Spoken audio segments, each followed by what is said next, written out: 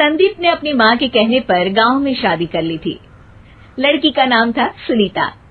माँ का कहना था एकदम मॉडर्न बहू नहीं होनी चाहिए, लेकिन उन्हें नहीं पता था कि गांव से आने वाली बहू सुंदर सुशील तो होगी और उसको गांव से बाहर भी निकाल लाएंगे, लेकिन उसके अंदर का गांव कैसे बाहर निकलेगा।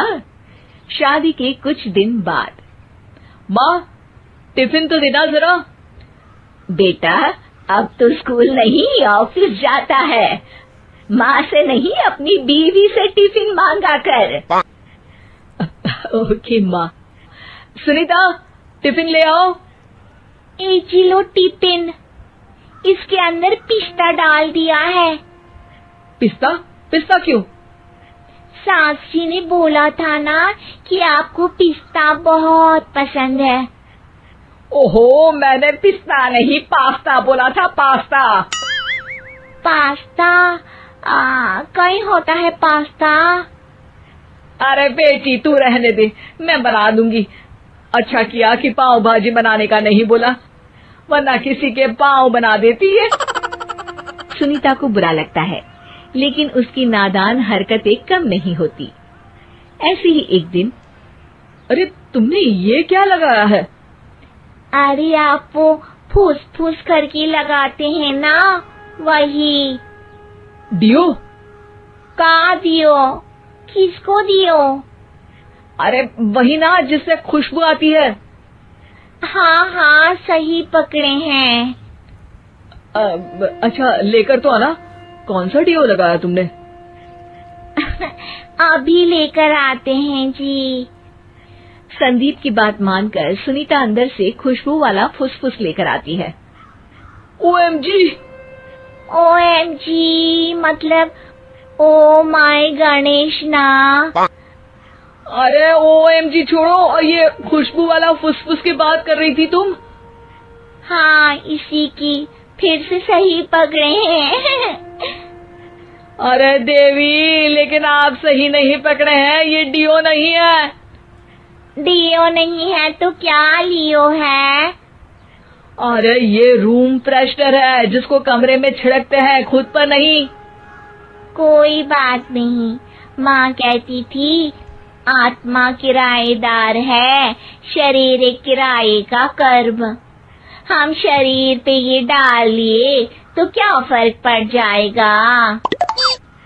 अरे बहू, ओ बहू, मेरे लिए फल तो ले आ, फिर मैं बाजार जाऊंगी। सुनीता अपनी सास के लिए फल लेकर आती है। अरे बेटा, पपीता, तरबूज और सेब फल ऐसे कैसे खा लूं? काट कर तो ले आ। माँ जी, मेरे गांव में तो खेत से उठा के सीधा खा लेते हैं। अरे ये तेरा गांव नहीं है ना। अरे संदीप, तू ही कुछ समझा देना इसको बेटा। मैं कैसे समझाऊं माँ, ये तो माइक्रोवेव को भी भट्टी बोलती है। कल मैंने बोला हाय कैसी हो, तो बोलती है किसी को हाय नहीं लगानी चाहिए। अरे सुनीता, तेरा क्या होगा? अभी तो कैसे बताऊं माँ जी, अभी हम कुछ करेंगे फिर पता चलेगा क्या होगा, लड़का या लड़की। हे भगवान, कहाँ से आ गई है? रामपुर से जी, आप ही तो लेकर आए थे मुझे। अरे मुझे माफ कर दो। पहले कोई गलती तो करिए जी, आपकी तो सारी गलती माफ कर देंगे हम। हाँ अरे बहू, मेरी बात सुन। फल यानी कि फ्रूट जब भी लाए ना तो काट कर लाना, ठीक है?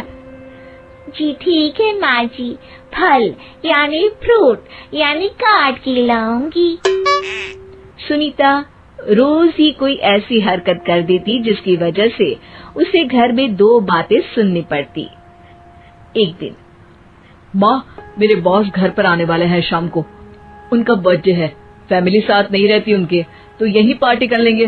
उनको अच्छा लगा तो शायद मेरा प्रमोशन भी हो जाएगा। मैं ना फ्रूट केक लाकर फ्रिज में रख दूंगी और तेरे साथ आज खाना मैं बनाऊंगी, ताकि जब साहब आए तो खाने में कोई गड़बड़ ना हो। शाम को जब सारी तैयारियां हो जाती है, संदीप के साथ बड़े साहब भी घर आते हैं। फ्रूट केक तो ले आना बहू, फिर खाना खाएंगे। अरे इस सब की क्या जरूरत थी, आपने बुलाया वही काफी है। सर, आपका परिवार शहर में नहीं है, तो हम ही आपके परिवार जैसे हैं सर। इतने में ही सुनीता फ्रूट केक लेकर आती है और बड़े साहब की टेबल पर रख देती है, और जैसे ही केक के ऊपर का बॉक्स हटाती है, ओह, ये क्या है? केक तो कटा हुआ है, मैं तो ऐसा नहीं लाई थी।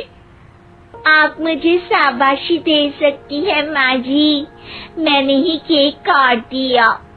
आपने कहा था ना, फल यानी फ्रूट यानी हमेशा काट के लाना, तो फ्रूट केक भी तो फ्रूट ही है ना, तो मैंने पहले ही काट लिया। हूँ ना मैं समझदार। अरे बहू, ये क्या किया? केक हमेशा वही काटता है जिसका जन्मदिन होता है। तुझे एक बात भी समझ नहीं आती, एक नंबर की बेवकूफ है। पूरा माहौल बिगड़ चुका था।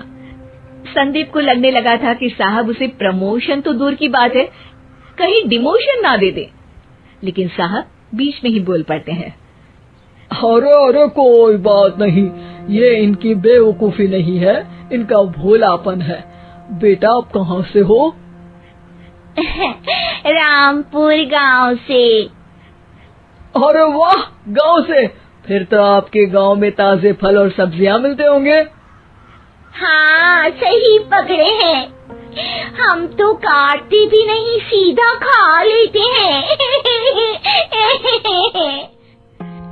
मैं ना एक बार तुम्हारे गांव घूमने जरूर चलूंगा। क्यों संदीप, ले चलोगे ना? मुझे गांव घूमना बहुत पसंद है। बस फिर क्या था, संदीप और सास दोनों खुश हो गए, क्योंकि साहब को सुनीता ने गांव की बात करके खुश कर दिया था। अब संदीप का प्रमोशन पक्का था। शिक्षा, कभी भी किसी भी गलती पर घबराना नहीं चाहिए। हो सकता है कि उस गलती की वजह से आगे बड़ा फायदा हो जाए।